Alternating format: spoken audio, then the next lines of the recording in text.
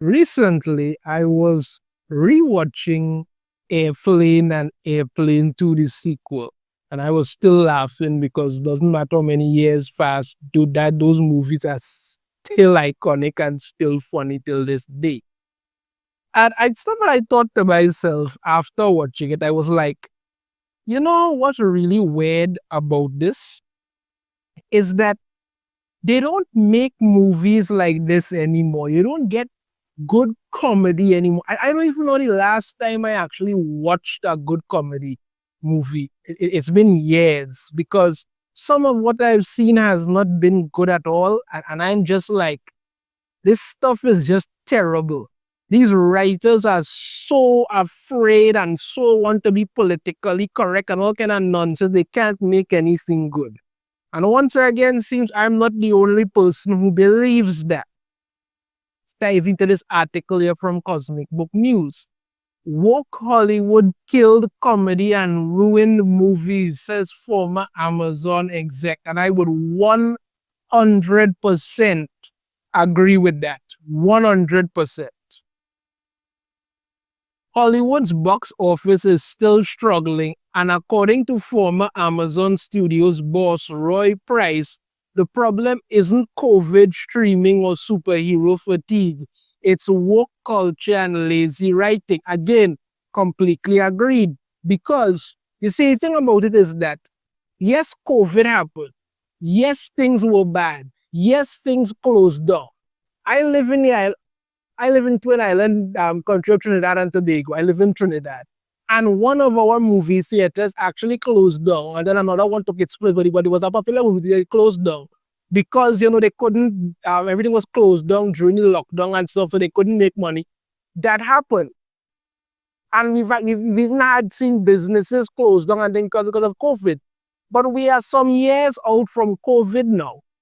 And the economy is starting to tick back up across the board. But it's not come on to say that you're going to blame COVID. And it's not COVID that did this. It's not even streaming. Because yes, there are a lot of content to stream. Yes, you can stream stuff, but if you make good movies, you make good movies. Or you come on to say, oh, superhero fatigue. It's not superhero fatigue. I mean, let me correct myself. I will say that there is some form of superhero fatigue in the fact that people are tired of bad superhero movies. That's the fatigue right there. That's the fatigue right there. If you do good superhero movies, there's still an audience for that. There is still an audience for that. It's woke culture and lazy writing. That's what it is. Everybody wants to be so DEI correct now because they're all terrified of everything for some reason. And terrible writing. People figure they could put out any crap onto paper, put it up there and done. I mean, when they put out this movie, the Secret Society of Magical Negroes, and the whole body was that, there are black people with magical powers who go out of their way to make white people happy because white people being sad is dangerous. So that's stupid. That is really stupid. I never watched that. I don't think anybody else watched it. Well, that's stupid. Again, like I said, what you could have done to bring some kind of movies that, it had some kind of magical society of black people who kind of like some kind of thing, like maybe in a Harry Potter style. They show that throughout history they've been using their powers to really stick it to white people, what kind of thing, some way to make it that they could have put something like, they use their powers to make everybody think that, slavery, when everybody thought about black people, it was really the white people that were doing all the work, I think, something to mess with them, right? It would be like that, but nobody wants to touch these things because everybody's bloody afraid. That's it, everybody's afraid. Hell, as I talked about, I was watching Airplane and Airplane 2, the sequel. The jive, totally fantastic. And if you ever see the video that they did as to how they came up with the whole jive talk and all kind of thing, it was really funny. But that's what they did.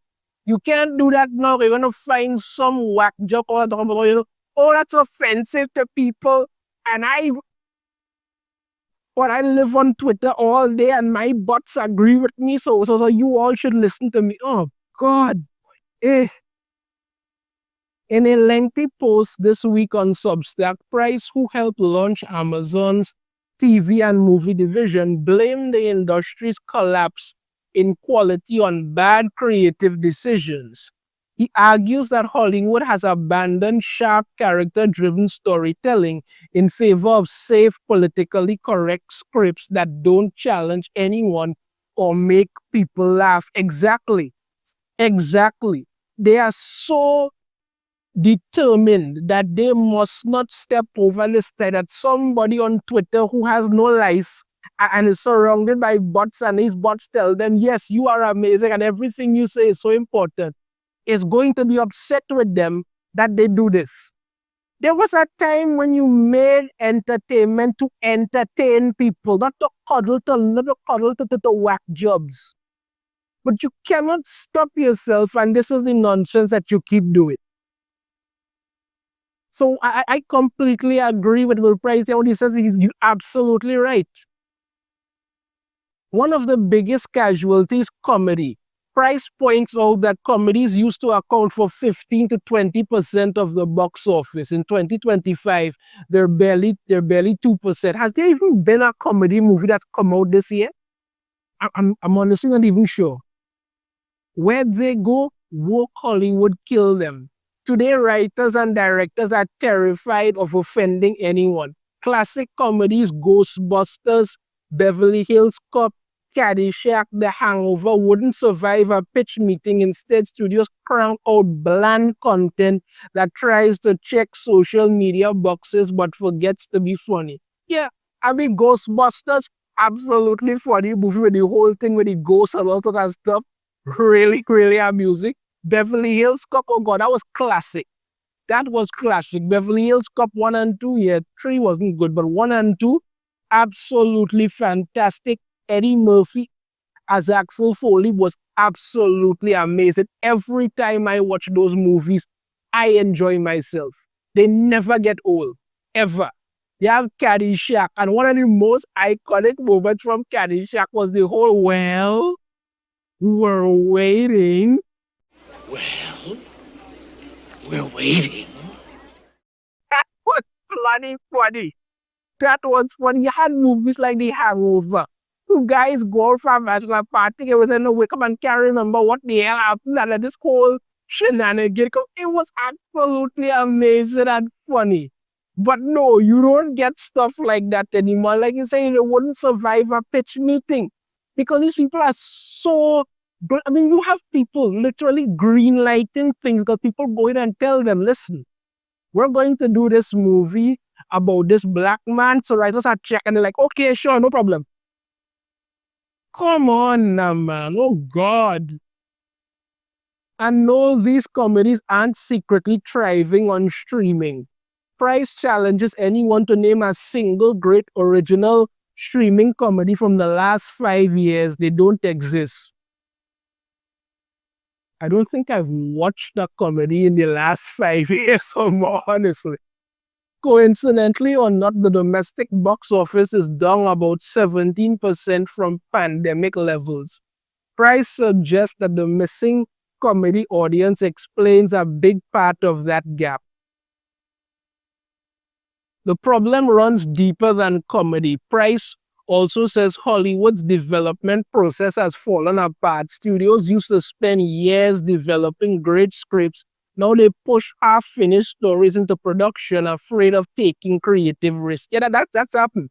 That's happened. Even in the Fantastic Four Footsteps movie, the guy who plays Ben Grimm admits that they went into production without a finished script. So they were like getting things handed to them while they were doing it. They literally went in there with no finished script. That's how bad it was. Price points to two recent creative failures. Materialist, a romantic comedy starring Dakota Johnson, Pedro Pascal, because Pedro Pascal is in everything. Check your fridge, he might be in there too. And Chris Evans failed to deliver believable characters or even a single memorable joke. This is it. I didn't even hear about this. Honestly, I have never even heard about this whole materialist thing. This is the first time I'm hearing of it. I was wondering what this was, and apparently that's it. And Pixar's Elio, meant to be a heartfelt animated adventure, fell flat with a boring lead character and recycled story beats. When you have a movie like Elio, an animated movie about a boy who gets mistaken by aliens as the leader of Earth and gets kidnapped by them and goes on an exciting adventure, how is that hard to do? But for some reason, they found a way to screw it up. So, yeah, both films suffer from the same woke era problem. Characters have no depth because writers are afraid to make them flawed or real. Well, yeah.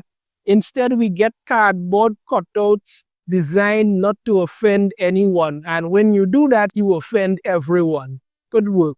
As Price puts it, never make anything for bad reasons. There's only one good reason this film is going to be amazing. Because when you make things with spite, I mean, you look at what happened with the Joker movie.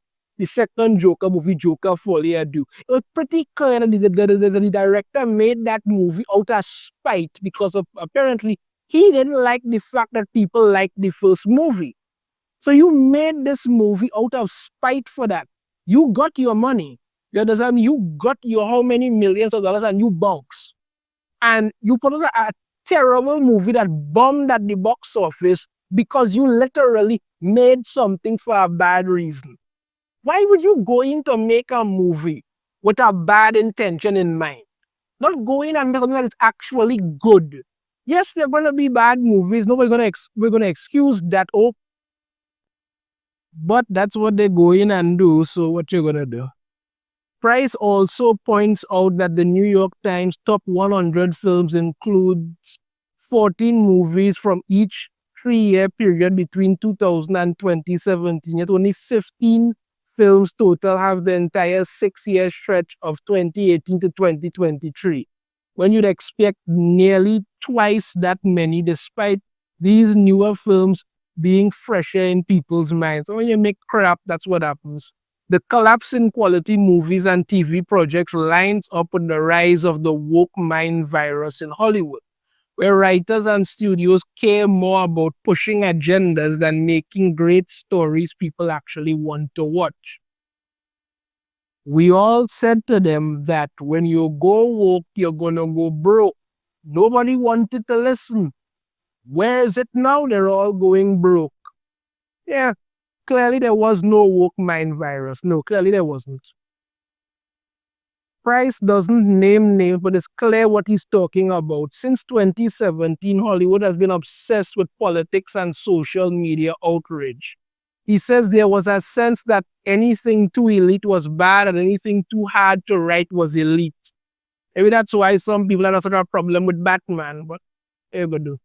That means no more Mad Men, no more The Sopranos, even Tootsie, which took years of rewrites to perfect, wouldn't get made today. Too risky, too difficult. Yeah, good luck with that, people. Instead, studios aim for safe, simple, politically correct stories, and audiences are tuning out. Of course, they are. Price says the way forward is simple but hard. Hollywood has to care about quality again. Well, that's going to be a very rough road. He specifically calls for a return to real development, multiple drafts, tough notes, and hard work. And while he doesn't directly mention DEI or social media, his argument makes it clear what's holding Hollywood back today. If you connect the dots, the fixes are obvious. Stop chasing social media trends. Stop producing scripts that check DEI boxes but ignore character and story. Bring back real development, multiple drafts, tough notes, and hard work. As Price reminds people, the industry has always thrived on a few great movies, not endless mediocre ones. Today's studios aren't even aiming for greatness, they're settling for good enough, and it shows. Until Hollywood remembers how to write great characters and tell meaningful, funny, or moving stories, expect the box office slump and the audience exodus to continue. 100% agree with everything in this article. It is absolutely ridiculous the way that Hollywood has gone down this woke rabbit hole and killed everything. Comedy has suffered, action, adventure, romance, everything. They can't even make a decent animated movie because they keep putting their heads up their behinds, and that's the result. So Roy Price is 100% and 110,000% correct. Let me know your thoughts on this in the comments. I have a different opinion. I'd love to hear it. If you like the video, hit that thumbs up. Subscribe if you haven't already. Ring the notification bell to be notified every time I put out a new video. And I shall see you all next time. Take care.